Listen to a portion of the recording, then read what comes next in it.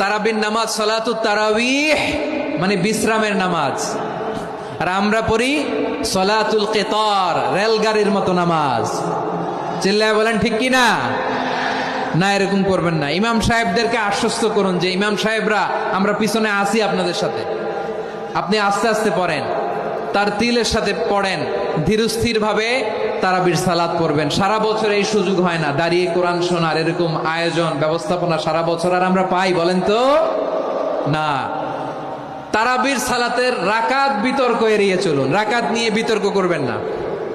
8 রাকাত 20 রাকাত নিয়ে যে মারামারি এই দেশে, এটা শয়তানের ফন্দি। চিল্লায় বলেন এটা কার ফন্দি? আমরা 20 রাকাত পড়ি, আপনারা হয়তো 8 রাকাত পড়েন, কোনো অসুবিধা নাই। আমরা যারা 20 রাকাত আমরা পড়তেছি, আমরা 20 রাকাতের কথাই বলি, 20 রাকাত আমরা পড়বো আজীবন। সৌদি আরবে মক্কা মদিনায় 20 রাকাত পড়ে, কোনো অসুবিধা নাই। অন্যান্য